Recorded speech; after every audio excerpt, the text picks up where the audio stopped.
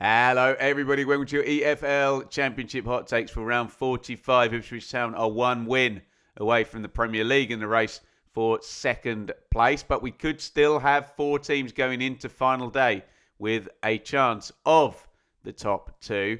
In the sixth place race, bad day for Hull. The door is open for Wrexham today at Coventry, and if they don't win, for Derby County next week, who could sneak into sixth spot. Down at the bottom, Charlton Athletic are safe. West Brom, once again, after the points deduction, they are safe. Oxford United are relegated back down to League One. All confirmed. We're going to go into round 46. We're definitely going to have something to play for in terms of sixth place. My dream is that we have nothing to play for second place, but we probably will. We're definitely not going to have anything to play for down at the bottom of the table. A lot of things ticked off. I's dotted, T's crossed yesterday. Get your views down there in the comments. Make sure to like. Make sure to subscribe.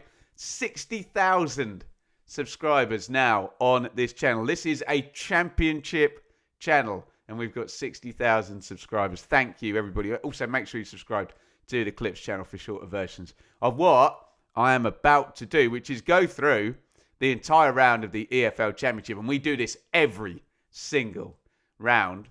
Let's start at the very, very top, where we don't know what Coventry are going to do in round 45 because they haven't done it yet. It is party time. I mean, it was party time at the CBS in midweek. They won 5-1, didn't they, against Pompey. But it's trophy lift day for Coventry. But there's some important stuff going on here because they play Wrexham.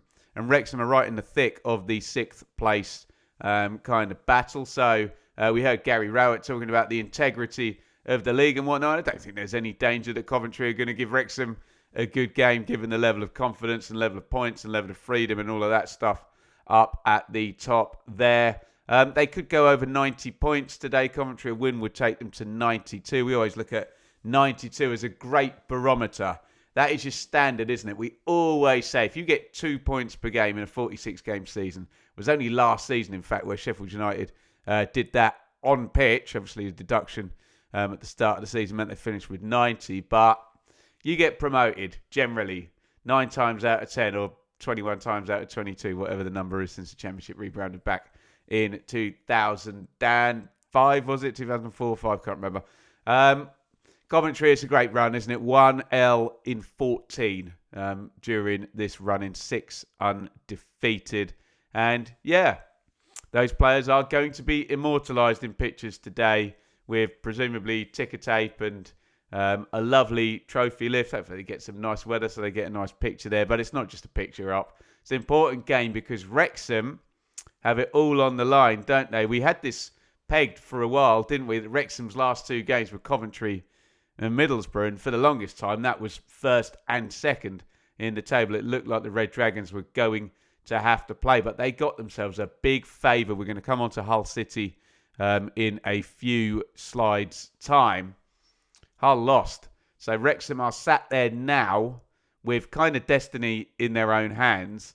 All they've got to do is go and win at Coventry, the best team in the league. I think, have Coventry only lost once at home? I think Ipswich might be the only team to win at the CBS, obviously other than Coventry this season. Oh no, they lost to Southampton as well, didn't they? Cov. But they do have the most points secured, ergo the best home record in the league, 52 points up at the CBS. They want that to go to 55, which is a pretty gigantic total, isn't it, in their final home game. Basically, look, I'll go to Norwich next week and Derby host Sheffield United, don't they? What Wrexham know is if they beat Coventry today, easier said than done, then Derby are actually out of the picture. They can't catch Wrexham. But is that likely? I don't know. Coventry are good and Coventry are free. If Wrexham draw the game, we're going to go 71, 70, 69 into next week. If Wrexham lose this game, say they lose it by 2, it's going to be 70, 70, 69.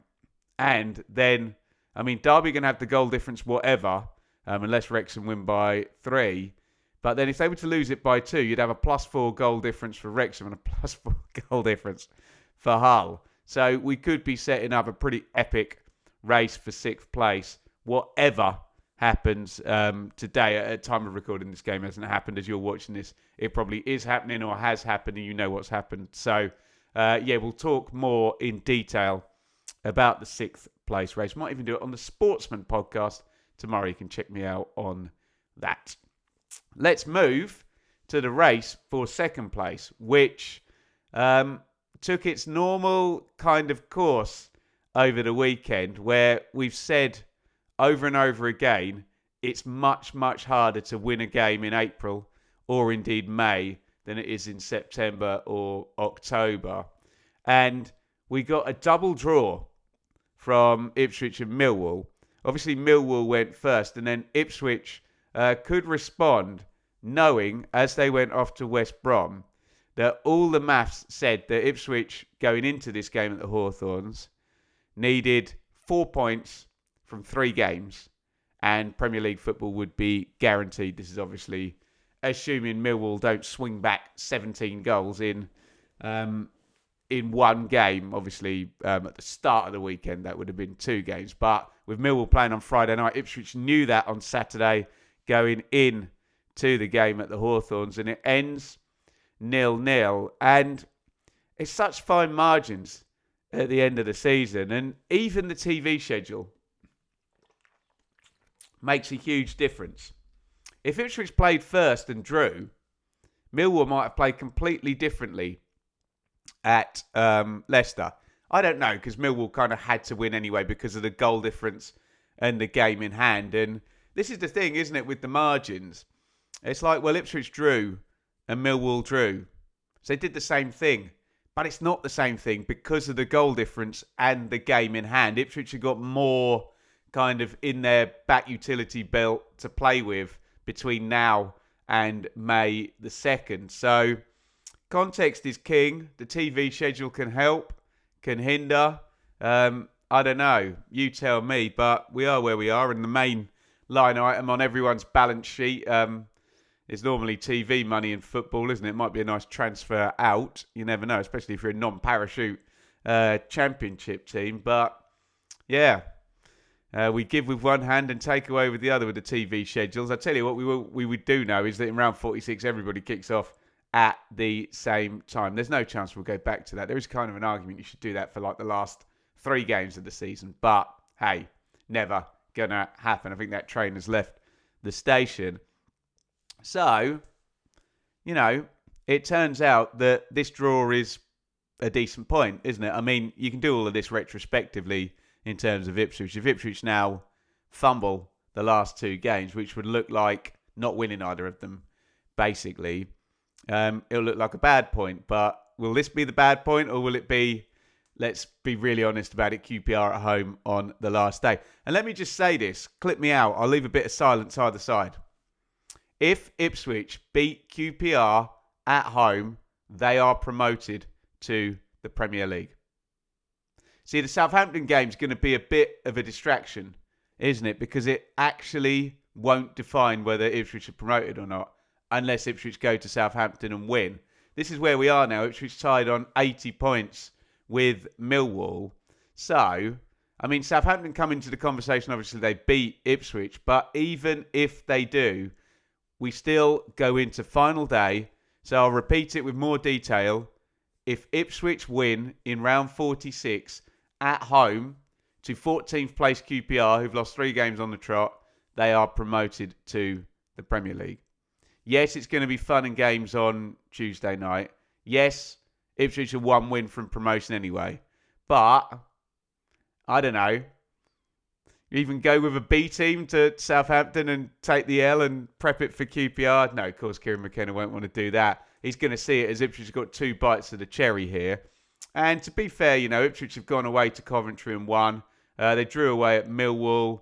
To be fair, they won at Hull, didn't they? Won at Derby, won at Norwich, drew at Birmingham. They did lose at Wrexham and Middlesbrough. But not the worst against the teams in the sort of top 10 there. One at Swansea as well. That's top 11. Lost at Preston, didn't they, earlier in the season. So, look, all goes out the window, doesn't it? It's a one-off game. It does feel, we say many times at the end of the season, it just feels like tournament football. You know the exact stakes and you've got one game to do it. The rest of the season kind of doesn't matter. Whereas when you're churning through in January and February, it's no, just keep moving. Just follow the process and all of that. Well, now, no. Very, very clear what is needed to be done. And if you looked upon it as Ipswich needed a win, a draw and a loss, that's the draw done. They just didn't want to lose. After Millwall drew, they did not want to lose. It would have been very different had Millwall won at Leicester, wouldn't it? And we knew it was going to be a horrifically difficult month in terms of travel and logistics for Town because of, postponements, really. The Pompey game got postponed twice, didn't it? Kicked down the road. And let's be fair, they're a bit unlucky there, Ipswich, because if they played Pompey away in January, it would have been very different than Pompey away in April at the height of their form, and Pompey won that game. Obviously, Southampton game is still being kicked down the curb until Tuesday, isn't it? Because of Southampton's brilliant run in the FA Cup. One of the away games to go. Now, I think it's like 7 games in 22 days Ipswich have played. And now the truth is Southampton have done the same, haven't they? They've played every midweek as well. But there was a sense of tiredness, nerves, anxiety. And remember, tiredness can be psychological and physical. And, you get a lot of stupid comments at this point, assuming that if a player goes for a bigger transfer fee, they're going to be less tired than a player who doesn't. A player on a higher salary is going to be less tired than a player who's on a lower salary but has not played or has played 3 games fewer this month. It's very real, and the psychological, the mental tire of these players at this point, when you know the finish line is there. I forget what there is like a psychological terminology for how when you can see the end of what you're at, things become much, much, much harder. That gravity of the situation, and it does weigh down on players. It looked like it was weighing down on the Ipswich players. They're just the stress and everything. They weren't great, were they, against West Brom? West Brom could have taken the lead in the first half. Should have, really. DK from Kipray's mistake. Ivan Azon really should have scored several more goals for Ipswich this season than he scored, and he could have scored 2 in the first half in this one. But let's not bury the lead. West Brom were the better side in this up until about the 55, 60-minute mark. And then the Ipswich squad did kind of stand up a little bit. West Brom just had more intensity, didn't they? More vigour. We saw the West Brom statement after the points deduction. We'll settle this on the pitch, don't worry. And they did. And they are ending the season absolutely brilliant. 10 undefeated, 7 clean sheets in 8, which means West Brom now only have fewer clean sheets than the top 3, Coventry, Ipswich and Millwall.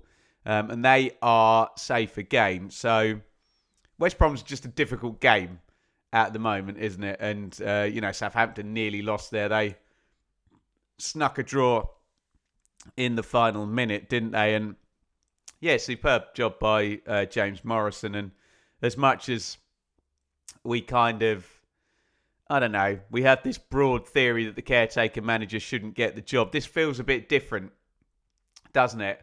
This feels like he's had quite a long stint at it, and it feels very viable that they could just give him the job and he could do a really nice job next season, West Brom. And it'll be next season in the Championship for the Baggies. I know a lot of people want me to talk about, they want me to have a go at the EFL for deducting points off West Brom. I'll do that if I know what I'm talking about. And it's been a very busy weekend. Obviously, the points deduction dropped, I think, in the afternoon on Friday. And then we're prepping for the evening game. And I'm being a dad as well at the same time. And then we're going to Saturday games. So I haven't really had that much chance to read up on this idea that money has been reclassified, basically. And retrospectively, as well, that money that was good money going into a charitable foundation has now been applied to PSR, and West Brom have been deducted for, quote, the smallest infraction, the smallest amount, the smallest breach that there has been in PSR history. So that's what I know. I'll dig and dive in, but yeah, for those of you, sometimes when people ask me my opinion, they don't actually want my opinion. What they're saying is, Ben, will you repeat my opinion back to me? Do you agree with me? Is essentially what they're saying, and they just want me to say, oh, blah blah blah, EFL, blah blah blah, West Brom screwed, and they might have been. That might be true, but I need to do the reading on that. If you actually want my opinion, if you want me to just agree with you and you think West Brom have been screwed, there you go, West Brom have been screwed. I said it. I agree with you. You can leave me alone now asking for my opinion, but it's my job. I'll do it. I'll speak about it. I'll do a bit of reading maybe on the train up to Manchester to the Sportsman Untitled podcast tomorrow. So yeah, we go into 2 games. Ipswich have 2 bites at the cherry, don't they? And, I just said Coventry 1 loss in 14. Right now, obviously Coventry played today. Ipswich 1 loss in 13 in the running. First clean sheet in 4. But they've managed it, haven't they? And this really, really reeks of Sheffield United. Chris Wilder and then Paul Heckingbottom. I know Kieran McKenna's been in charge in both seasons at Ipswich. But when Sheffield United went up in 2018-19, they were thrilling and wonderful. And it was beautiful. And they did it without parachute payments. And they were heroes. When they went up a couple of seasons later, and straight back up, wasn't it? After, I think, 2 seasons in the Premier League and then straight back up on a Paul Heckingbottom. It just was what it was. They were just good enough. And they did the job. And they had Sander Berger and Iliman and Jai. And they weren't glorious and wonderful and spectacular and everybody's favourite team. I don't think they were quite the pantomime villains that Ipswich have become this season. But, yeah, either be the hero or live long enough to become the villain. If you're promoted without parachute payments, if you go back-to-back from League One to the Premier League and then get relegated, you will be a parachute payment team. Coventry, if they now get relegated next season, will be a parachute payment team. Millwall, if they heroically go up this season and get relegated, they will be a parachute payment team. So I think, to get a bit emotional about it, some of the abuse that Ipswich are taking at the moment and have taken is a little bit ridiculous. I think it's a don't hate the player, hate the game. Yeah? Whoever gets promoted, this is not a championship problem. This is a Premier League problem. Whoever gets promoted, 3 teams are coming down. I can tell you 2 of them, Wolves and Burnley, with a big parachute payment paid by the Premier League. Yes? So, yeah, it's very easy to get emotional, tribal, irrational about these things. But please don't yell at the clubs in the Championship. Yell at the Premier League. I agree. The amounts of money involved in this are a bit ridiculous, aren't they? That's a Premier League issue. And Ipswich will be back in the Premier League if they beat Southampton away on Tuesday. Easier said than done. Or if Ipswich win against QPR on the final day of the season, they will be back in the Premier League. Provided Millwall don't win by 17 goals against... who are they playing? Oxford, final day. Let's move on to Millwall, because, it was the big chance, wasn't it? Friday night, Leicester won, Millwall won. And this conversation, this whole weekend would have been so different if Millwall had won that game. Ipswich could not really have got away with a draw at West Brom then. If Millwall had won at Leicester and Ipswich had drawn at West Brom, Millwall would be hot favourites to do this now, because you would be saying, look, Ipswich may well not beat Southampton on Tuesday night. Southampton are very good. FA Cup semi-final or not yesterday, tiredness or not, a very, very good team.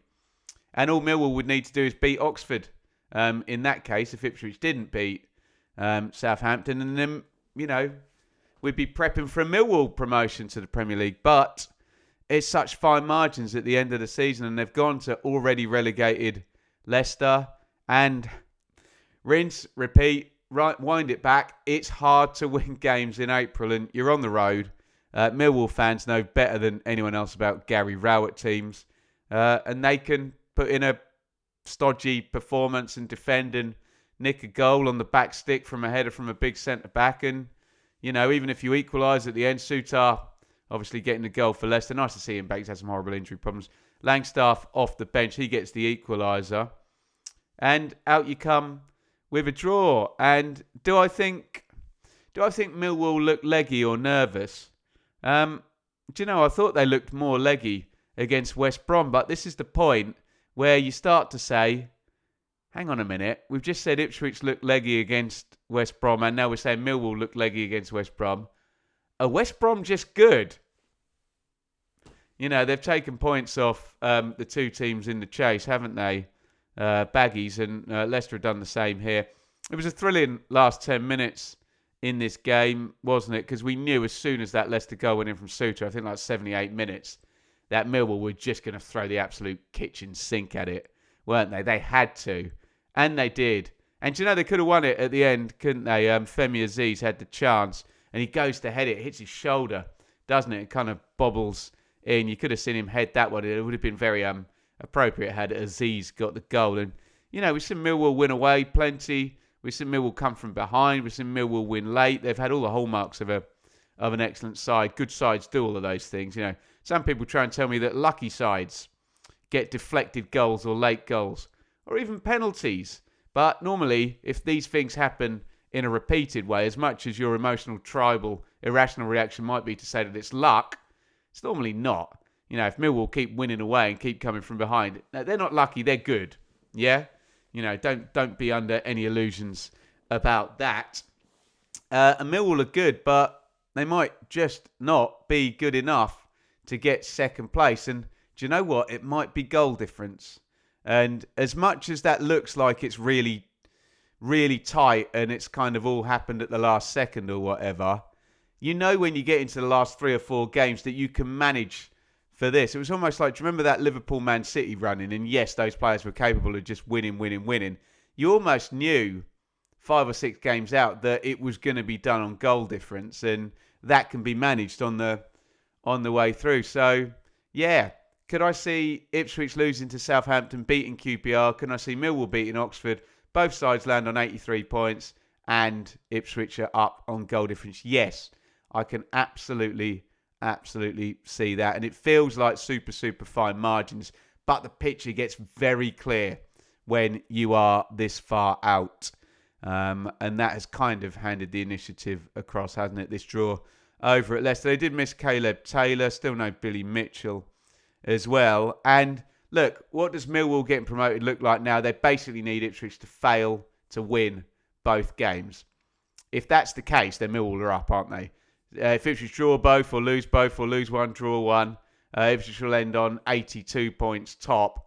And I do think Millwall will probably beat Oxford, won't they, on the last day of the season? Oxford are now relegated, aren't they? I mean, we do see strange things on final day where, like, Oxford go to Millwall and they're 2-0 up in 8 minutes or something, and just some weird, nervy, strange, because of the unique situation start to the game happens. But you'd think Millwall would beat Oxford, and Millwall will finish on 83 points. But with the goal difference, Ipswich have scored 13 goals more than Millwall and conceded 4 goals fewer, then that will be enough, and Millwall will go into the playoffs. But we shall see.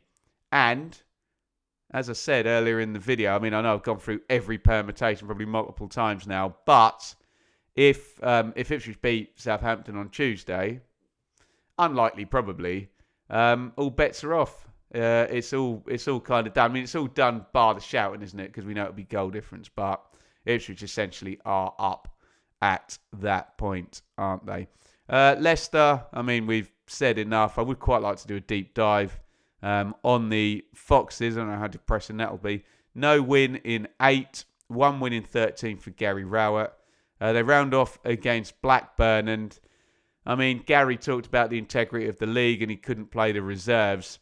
He can play the reserves in the last game now. Relegation is all sorted. Oxford are down. They're going to be playing Blackburn, a side that are not particularly competing for anything. So I suspect you might have seen the last of a few expensive failure players at Leicester City for sure. Leicester 1. Millwall 1. Middlesbrough 5. Watford 1. I've forecast this a few times on the predictions. I've got it wrong every time. I think I went maybe a couple of weeks ago, maybe 3 weeks ago. I said, all right, Middlesbrough are going to come back round now and they're going to smash a load of goals in a game. And it's 2.2 XG. And how many times in the last couple of months have Millwall put up 2+ XG and not scored, or scored 1 and not 1? Well, they scored 5 from their 2.22 XG this time. Whittaker double, Conway double, Strelec, and they battered Middlesbrough. I say they battered them. They battered Middlesbrough, they battered Watford. They are Middlesbrough. There you go. All you pedants in the comments who wait for one single mistake and then quickly type it. I've already corrected it. Just enjoy the video, yeah?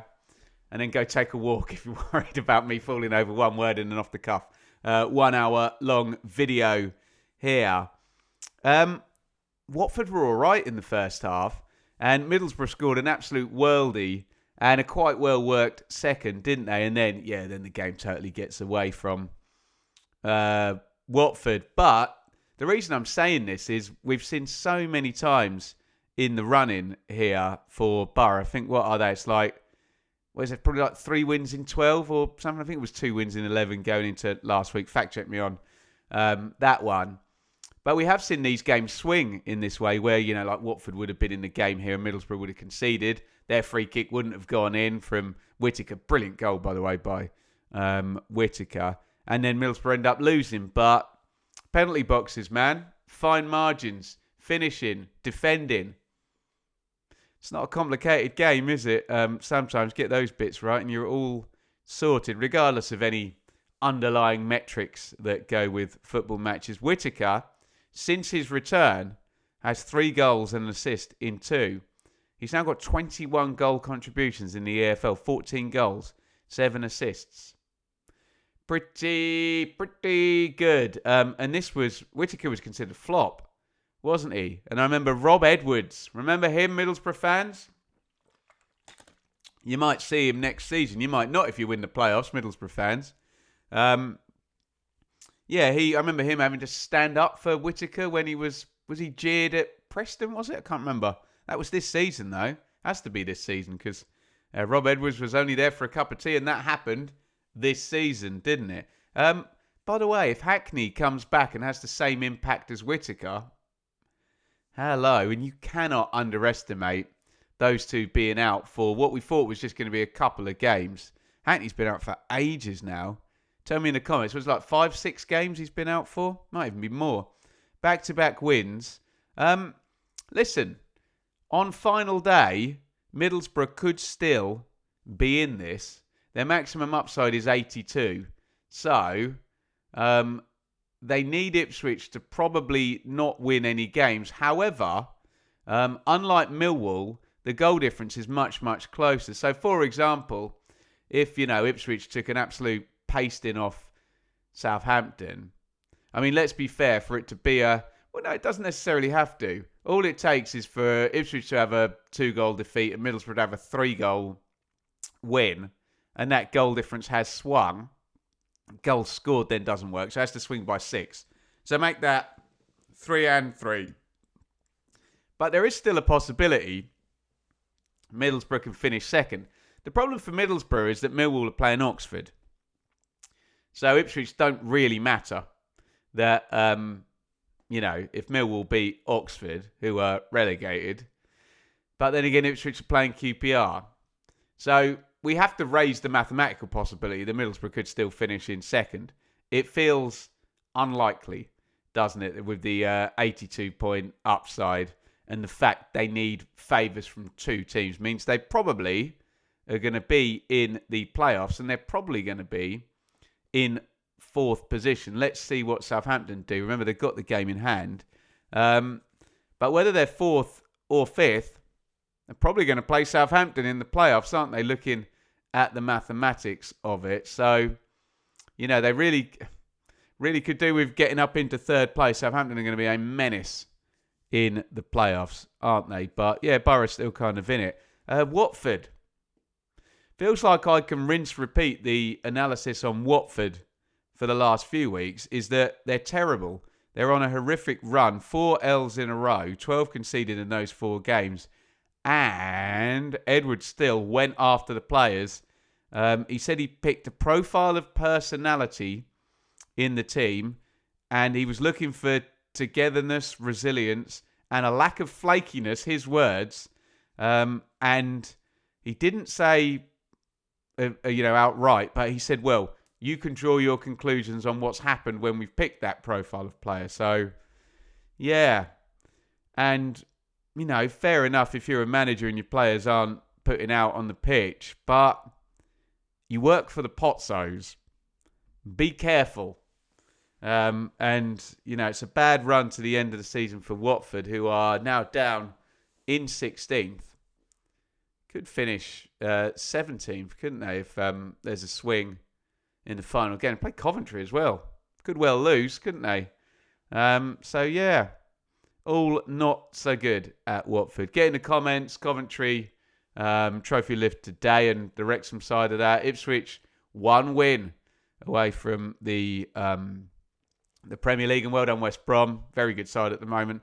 Millwall and Leicester, that was 1-1. Give us your thoughts on that. And Boro 5, Watford 1. Charlton have finally survived. Charlton 2, Hull City 1. And this has been so drawn out from Nathan Jones and Charlton, hasn't it? They could have been here weeks and weeks ago, but a real slow run, a first win in 8. And they are finally over the line here. And to 53 points, to be fair, it is a high tide this season. You can see West Brom, even with a deduction there, at 51. So they've actually scored 53 points. So if you say Blackburn at 52, so to finish above Blackburn, who are the 21st highest scoring team, I'm just going to add Leicester's 6 points on, but it doesn't make any difference whatsoever. You would have had to have scored 53 points this season to survive without goal difference. That is very high. For years on this channel, I was saying 45 to survive. The 10-year average always used to come out that if you got 45, if you got point per game, 46, you'd probably stay in the division. I can't speak. It's early in the morning here. It's 8:28 on a Sunday morning. What are you doing at 8:28 on a Sunday morning? Can you string a sentence together? I sure as hell can't. But Charlton strung a good performance together for 2 halves, which they haven't been able to do. I'll tell you what, it's got a couple of absolute quality goals in this one. First one from Kelman's a beaut, swinging that one in. You love to see that when the hard camera's behind the player and you can see it's going to bend inside the post. Brilliant goal. Egan equalises, and Nathan Jones probably thinking, we're not going to get this over the line today, because that was 45 plus 7. That goal went in, and Charlton took the lead against Ipswich, didn't they, in midweek, and went on to lose 2-1. And he's probably thinking, oh my God, not again. But Fevrier gets the goal in the second half. Addicts are safe. They've won 13 games this season. Quick quiz question for you. How many do you think Charlton have won by a single goal? Guess now. Type it in the comments if you want. Out of those 13, 9 of the wins have come by a single goal. It's been the way, hasn't it? Tight, fine margins. Not fun to watch probably if you're a Charlton fan, because on all 9 of those wins, you probably sat there in stoppage time going, oh, come on, please don't concede here. Hold on to this. Also for Charlton, their first double, their first 2-goal game in 17.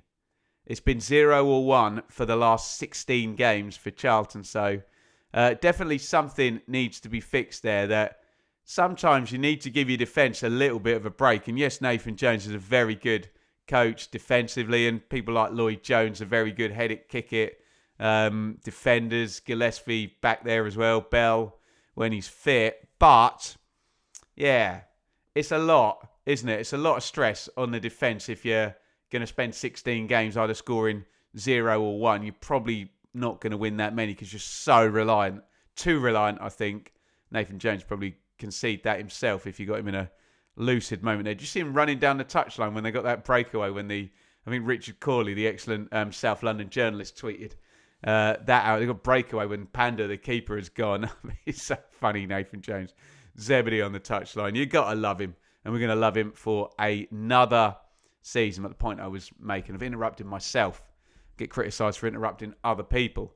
There you go. Do it to myself. You do it to yourself. Radiohead. How about that? But yeah, you can't rely that much on having to keep a clean sheet all the time to win. Can you? And for Hull, are they slipping out of the playoff positions? Remember all those angry comments I used to get from Hull fans saying, Ben, you've got to include us in the top 2 conversation.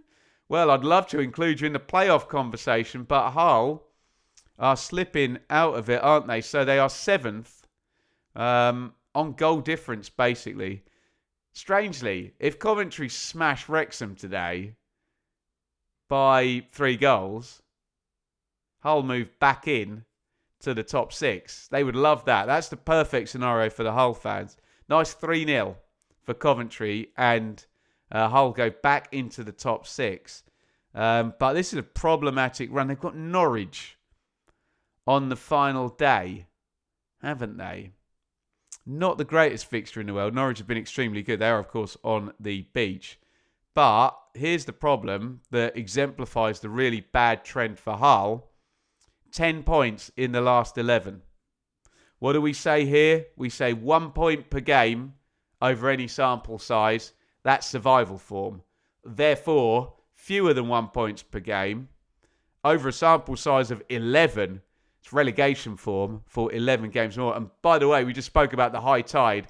This season, it's very clear relegation form, isn't it? When you're needing like 53 from 46 games to survive. As things stand, it could go higher on the final day. Hull will be hoping that they go higher on the final day. And we'll get into it when we discuss Derby. So they face Norwich. Wrexham face Boro. Derby face Sheffield United. Tell me in the comments who's got the best fixture on final day. We'll get to Sheffield United in a minute. But yeah, Hull, after what's been a really excellent season, could end it outside the playoffs. And do I feel they deserve playoffs? Yeah, I do. They've been up there the whole season. But you don't deserve it if you don't get in the top 6, unfortunately. However tough the run has been and however good the job by Jakirovic with embargoes and whatnot has been. You're either in there or you're not.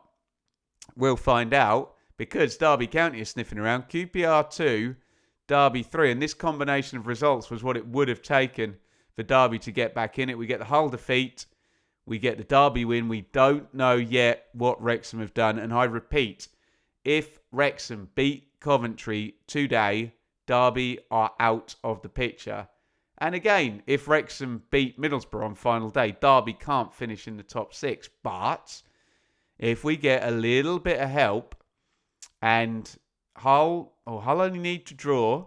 If Wrexham lose to Coventry, they only need to draw on final day.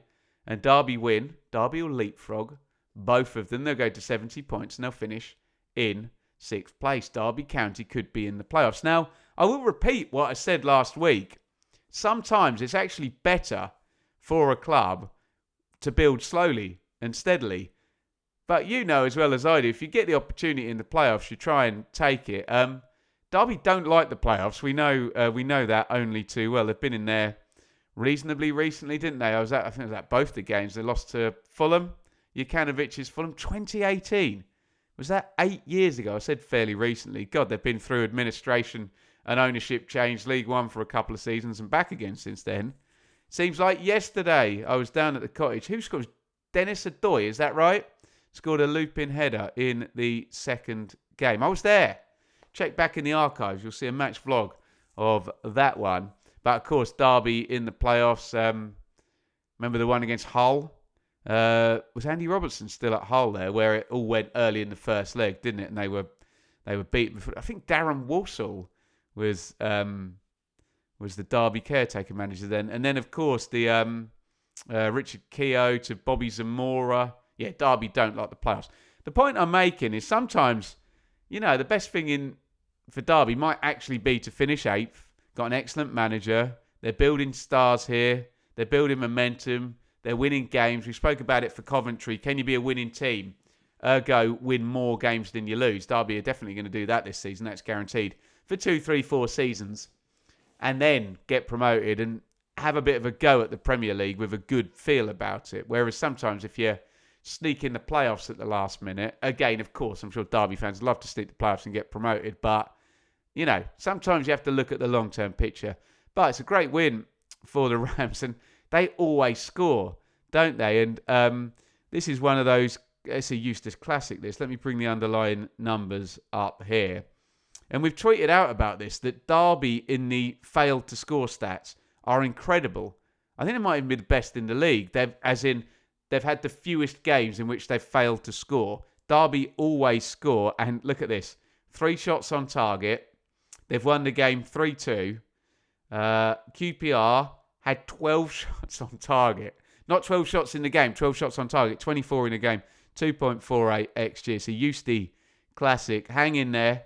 They're 2-1 down at minute 76, and then Langas Bennell dribbles in off the left and smacks that one in the corner. He's done such a good job, John Eustace. And we sit here, and Derby could be in the playoffs come, what time we finished? About 2:30 on May the 2nd. It's all over. It's all over next week. Don't be sad that it's gone. Just enjoy the experience. Championship season 25-26. And they're winning away as well, which is good if you are going to go into a potential playoff game. It had been 3 back-to-back away defeats. And I said in the international break, I said Derby will probably miss the playoffs because they've got to go away to Coventry and away to Southampton and away to Norwich. And it looked like I was going to be right about that, but they could still sneak in there, the Rams. So again, I've said it a few times, Derby have to win on the final. Do you know what? Derby don't have to win on the final day. If Wrexham lose both, Hull lose, and Derby draw, they'll be in there on goal difference. This is the thing I'm forgetting here. Derby have got the goal difference. It's +3 Hull, +6 Wrexham, +9 Derby.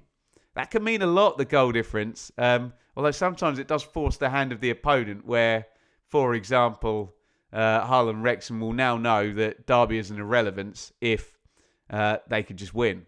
And again, I reiterate, this conversation could be irrelevant by this afternoon if Wrexham, nice easy job, go to Coventry and win. But fair play Derby, they've taken it potentially, if Wrexham don't win this afternoon, to the final game of the season.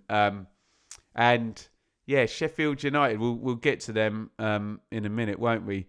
All I'll say is QPR could very much be in the eye of the storm in round 46 because they are the side going to Portman Road, where odds are that it could be Ipswich need a win at home to QPR for promotion. So, yeah, they could be in the eye of the storm.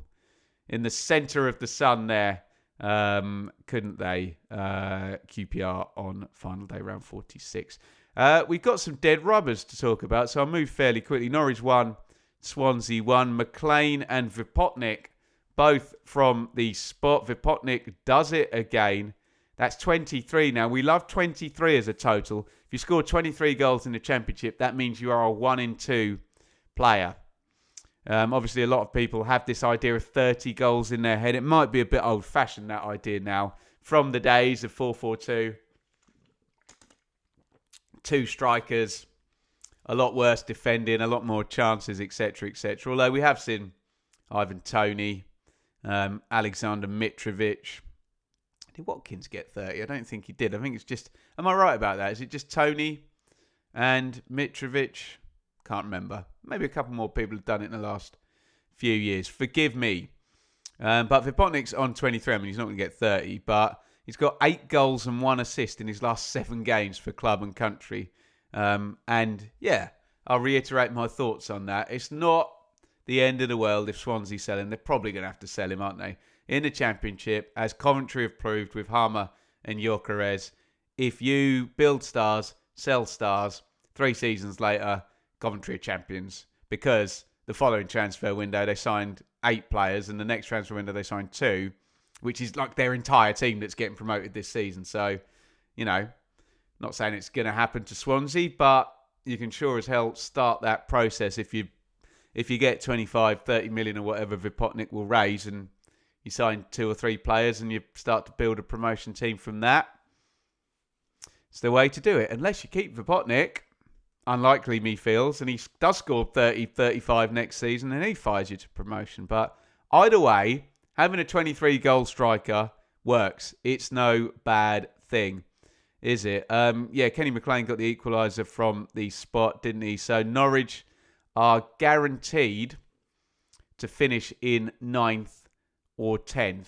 We only know really guarantees about a few teams. Obviously, Sheffield Wednesday have been guaranteed to finish last for a while. For a week or so, Coventry have been guaranteed to finish first.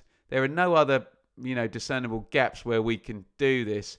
Oxford are guaranteed to finish in 22nd, aren't they?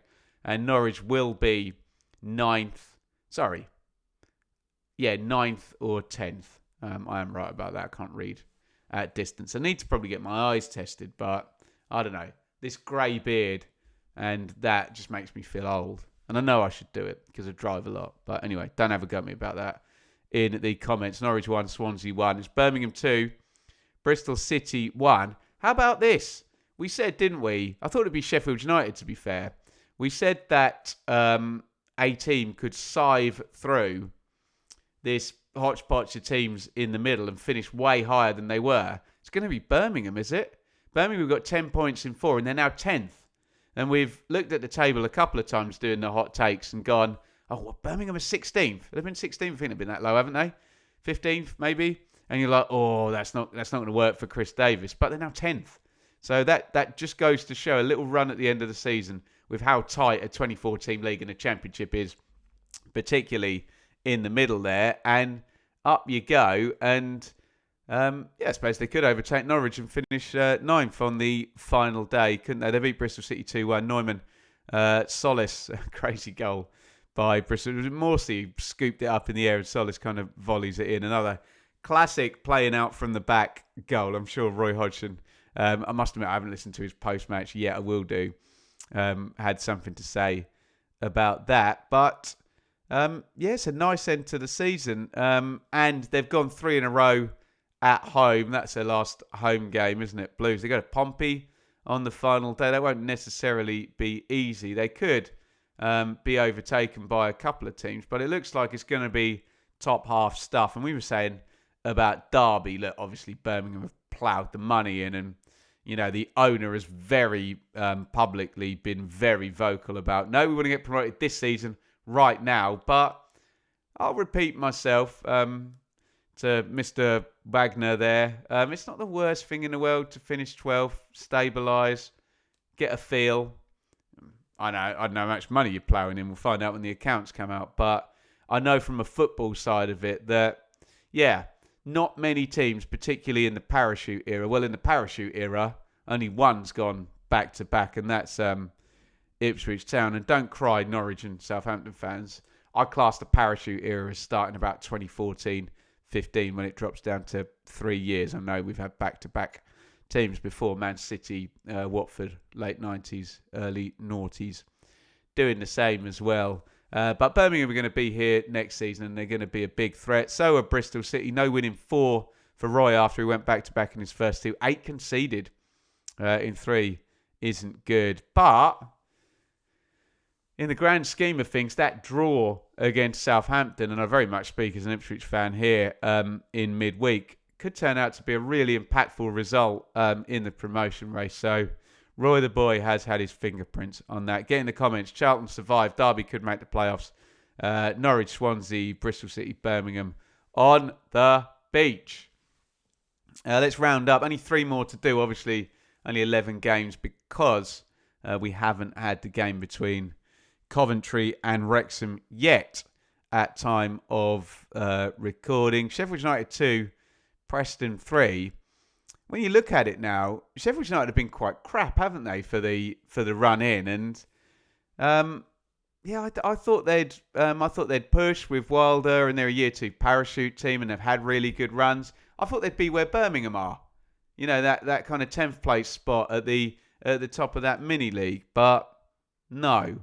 And they had gone back-to-back wins, now back-to-back L's. They're a bit all over the place, aren't they? Conceded 3 at home twice in a row, 2 wins in 10, and Derby could potentially have everything to play for in that game next week with Blades on the beach. So they could lose again, United, and go out with a 3rd defeat. By the way, they have lost, and this is not all Chris Wilder's fault, because Ruben Sayers lost 5 in a row at the beginning, but still, they've lost 22 games this season, Sheffield United. We said this a few times, only Sheffield Wednesday have lost more games. Obviously, they've won a fair amount, just never draw, do they? Fewest draws in the division, Blades. But, yeah, Chris Wilder, he's so good at messaging. I say that a lot. He talks about next season and he, says he doesn't have the tools that he needs. But I'm a big fan of Chris Wilder, but there is a point where,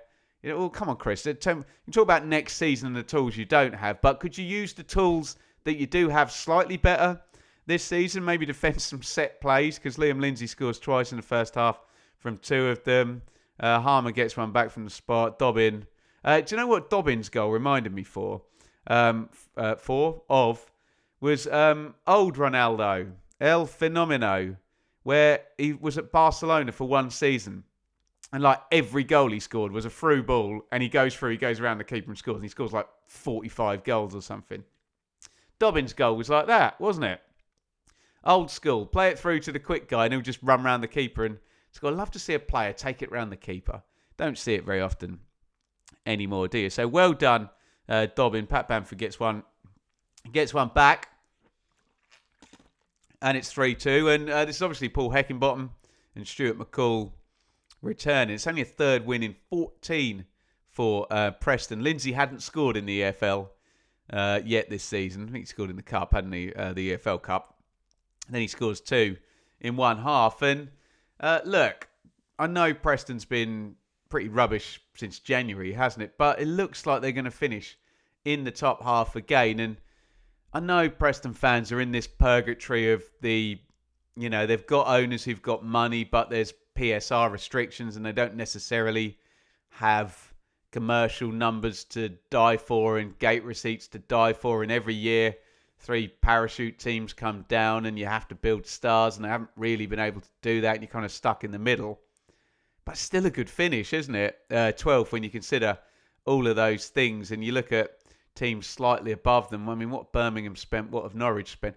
Even Derby and Swansea. Swansea bought in a couple of players for like 6 million. Derby spent like 7 million on Agyemang or whatever it was, and Clark fullback was 2-3 million, wasn't it? So they are where they are. It's only really when you look up the table at probably Millwall, actually, and Hull. And Hull pay good wages. We know that, even with transfer embargoes, although I think their salaries were embargoed as well. But in the past,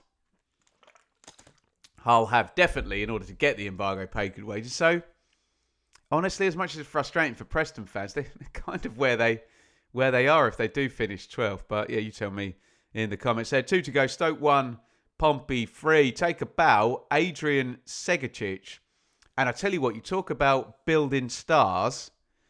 How about this for Pompey then? If they go into next season with Segacic, he hits the hat-trick today. So he's gone into double figures for the season. And you have a player who is 21 years old who has double figures in the Championship. So I say, well done, Pompey recruitment team. Well done, Adrian Segacic. And this is what you got to do to grow your club in the Championship, isn't it? Yeah, you can have a pattern of play masterclass and a genius managerial performance and fly up the league. But in the main, it's a combination of trading, stable ownership, good management.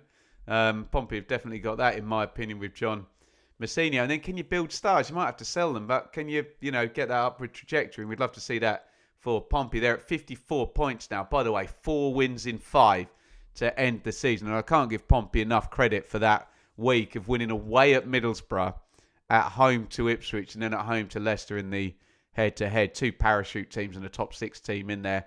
And they've gone away to Stoke and won this one for 4 wins in 5. By the way, Segacic in those 5 games, assist, goal, hat-trick. So he's really turned up at the business end of the season. So, yeah, brilliant stuff. And Pompey are 1 point off Stoke. So this is a team that has been in a relegation fight that look kind of really in trouble. Remember that sliding doors moment? I mention it a lot. They're 2-1 down and down to 10 men against Oxford. And you think Pompey are going down if Oxford win this game. And now all of a sudden, if the results swing on the last day of the season, Pompey finish above Stoke. Stoke could have gone top in a head-to-head in like October, November against Coventry. I know it's a long time ago, but it's been a big fall from Stoke, hasn't it? They've been rubbish for the most part. 3 wins in 20 in all competitions. 2026 has basically been awful for Stoke City. Yes, great to see Sorba Thomas rightly in the Championship Team of the Year. He got another assist, didn't he, yesterday? Did he pop the corner in for the goal? Of course he did. Sorba. So, sorry, he deserves it. Let me just bring up his total there. But otherwise, utterly dreadful. 10 goals, 11 assists for Sorba Thomas. What a season for him. But that is the only ray of sunshine there. I think Mark Robbins has probably got enough in the bank for another season at it. But again, if you're a Stoke fan, you're like, well, how many managers are you going to cycle through and give a go to finish? It's going to be 17th. We joke about 16th, but 17th at the moment could overtake. Look, they could overtake a few teams on final day, so we'll see what they do. And they do have goal difference on a couple of them as well. But let's not bury the lead. Well done, Pompey. And Adrian Segacic, keep an eye. 21 double figures already, and he'll be going into season 2 in the Championship. Finally, Oxford United. I really went into my newsreaders, empathetic voice there. Oxford are relegated, and this sucked again. And I reiterate, the TV money is the biggest line items on, definitely will be on Oxford's balance sheet, won't it? But, yeah, they were kind of relegated in the early kickoffs, weren't they? West Brom drew, Charlton won, and then you go into a game at 3 p.m. and it's like, oh, great, we're down. We didn't even have the opportunity to, kind of affect things. And they probably would have affected things, wouldn't they? Because they went out like a train, Oxford, and got 2 goals up. And probably no consolation whatsoever. But have you seen a better double than Will Lankshire's in this game, by the way? A back heel and then an absolute thunder bastard into the top corner with the right foot from Lancashire. So, brilliant stuff. And you talk about stars, and there is a narrative that he's in the Championship with his parent club next season, but I'm sure teams are going to be falling over themselves to get Lancashire on loan or permanently next season. Might be like another Tom Cannon one where a parachute team will spend a ton of money on him, but certainly if they can get him on loan, again, his parent club is Spurs, so, maybe they'll have to sell their 60 million quid striker for England, Dom Solanke, and persist with Lancashire. But yeah, for Oxford, okay, Volks and Pert Harris get the goals, Granger gets 1, and this is all much of a muchness, the 4-1. Here, it's the biggest win of the season, but the high tide got them. And Matt Bloomfield's probably, I feel a bit sorry for him actually, Matt. That's twice now. He's come into the Championship, taken a team in trouble, got a pretty good points return, and then been caught by a high tide. And it's going to be 2 seasons running. Matt Bloomfield's going to be relegated. Happened with Luton. It's happened with Oxford this season. And we'll do a deeper dive on what went wrong, maybe, as we get into the week. For now, I will say goodbye. I will be back on the Sportsman podcast on Monday night. I'll be back on the watch along on Tuesday night, where if Ipswich win at Southampton, they get promoted to the Premier League. That'll be a fun, stress-free night, won't it? But in the meantime, get down there in the comments. How do you see Automatic playing out now? Ipswich 1 win from glory. How do you see 6th place playing out, with the acknowledgement that you may know more than I right now if you know the Wrexham result? And relegation all done, so give me your reflections on Oxford and West Brom and Blackburn and Charlton and Pompey all down there. Thank you, everybody, for watching. Enjoy your Sunday, especially if you're a Coventry fan. Trophy lift stuff today. Check out my video on how Coventry got promoted. You can look at that up there. Those are your hot takes for EFL Championship round 45. 1 to go.